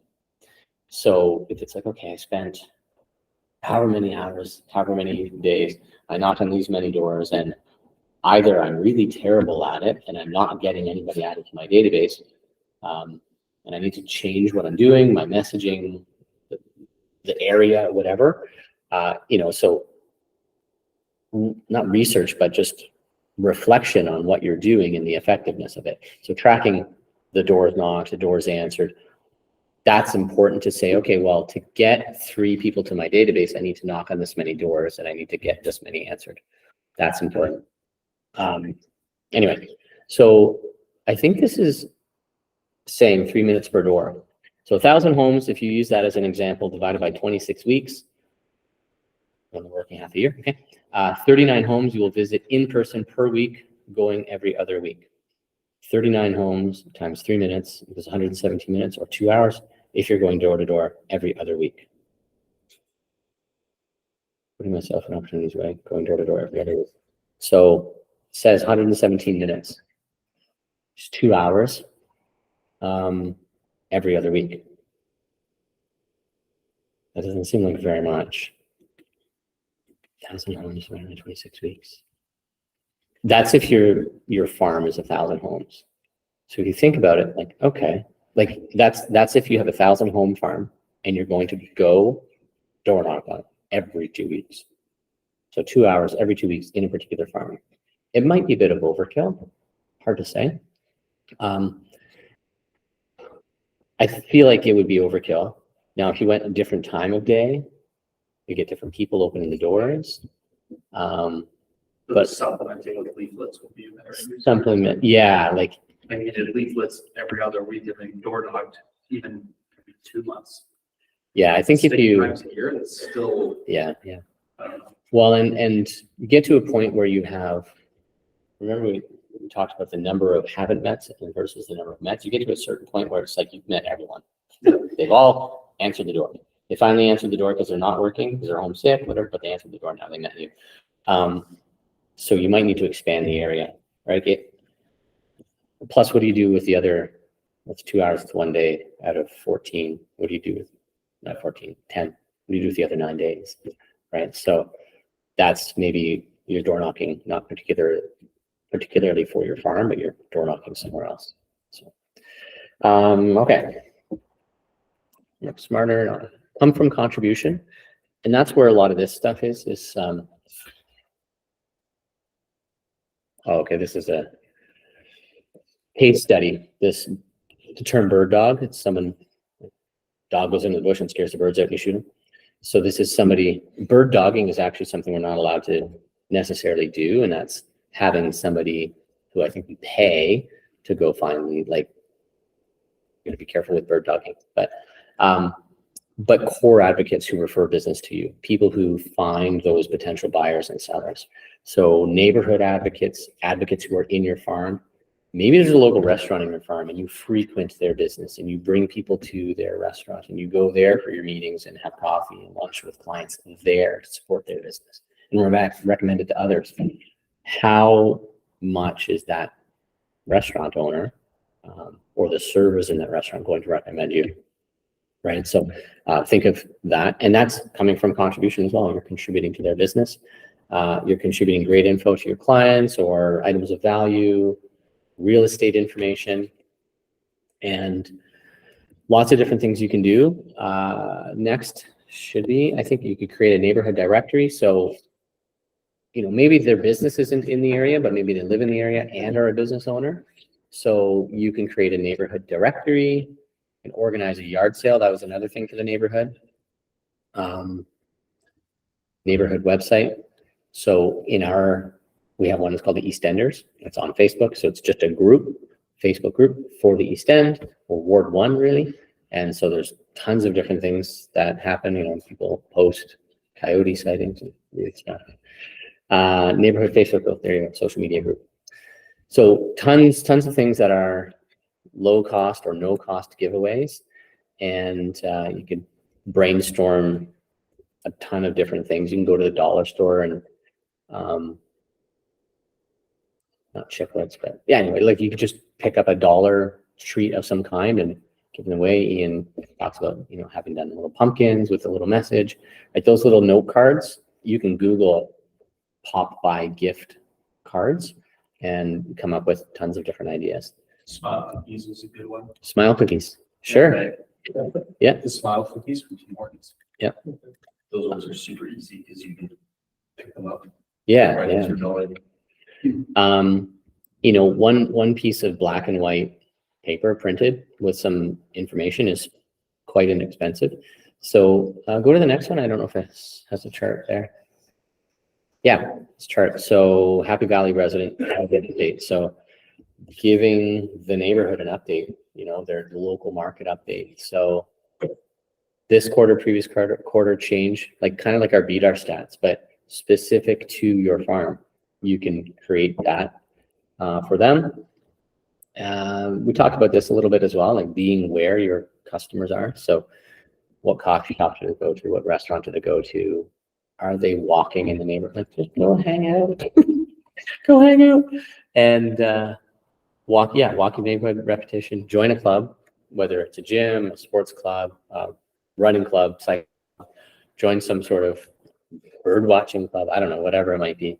That your farm is part of as well. And then be prepared. So there are some scripts here. And I don't know, go to the next page. Are there scripts here to share? I don't know if you guys have them. You don't have them? Okay. I'm going to give you a script. You can record this or write it down. Hey, good morning. I'm Guy with Keller Williams, and it's such a nice day. I just wanted to get out and introduce myself. My client is interested in moving into this community. Who do you know who's thinking of selling their home? So I don't know. Okay. Hey, really appreciate you thinking about that. If you think of someone later, please let me know. Certainly, my client would be a great asset to your community, and I appreciate you thinking of Guy, right, or Team Gagnon for all of your real estate needs and referrals. Thank you. Well, actually, now that you think of it, I heard the Johnsons might be moving. They live in the house just over there. Oh, well, I really appreciate knowing that. If you think of anyone else, or if there's anything I can do for you, please let me know. Thank you for your time. I've enjoyed chatting with you. So Dave can get you that script if you need it. Is that one in there? Oh, okay, good. It just wasn't up here. So, perfect. Okay, so you have that script. That's just an easy door knocking script. That's if you're starting to door knock in your farm, that's a good script to kind of work on. There's a 12 direct plan as well. So I'm not going to get into that. We're actually kind of at time now as well. I don't think we quite got through, but have you got this kind of ad? Yeah, that's in your workbook. Okay, so hey, find out what homes in your neighborhood are selling for. Super simple. Could be black and white. You could drop it. You could flyer, send it out, right? Canada Post has one. It's whatever per house. It's addressed ad mail, or you can do it through the very advanced as well, like a flyer drop. That's much more cost effective. And I'm not sure how specific you can go though. Like if you can go to more specific areas or if it's more wide reaching. Anyway, so lots of different things you can do in your 12 direct, but if you think of doing something in your farm, think of 12 different activities, 12 different messages, 12 different methods as well. Not necessarily 12 different methods, but different methods to get the message out 12 different times, 12 different ways. You'll be like that real estate agent, who was made up and sent something out every 8 weeks or every week for 8 weeks and became the neighborhood expert. So any questions, anything really pop out? Anything you want me to go over again? Thank you, Joby. All right. So what I would just say is to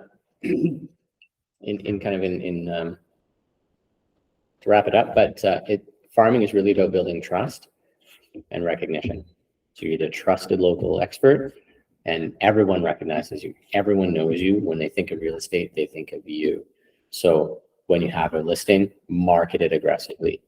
circle prospecting, like on steroids. You're door knocking, you're doing open houses, you're letting everyone know it was just listed, we're doing an open house, it just sold. Like, that's how you really build a good foothold in an area.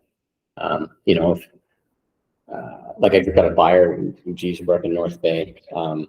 If it was a listing in North Bay, like I wouldn't do anything because I don't want another listing, right? But if it's in my neighborhood, my farm, I'm going to do everything I can to make sure everyone knows that that's my listing, and I want more of them. All right, thank you, everyone.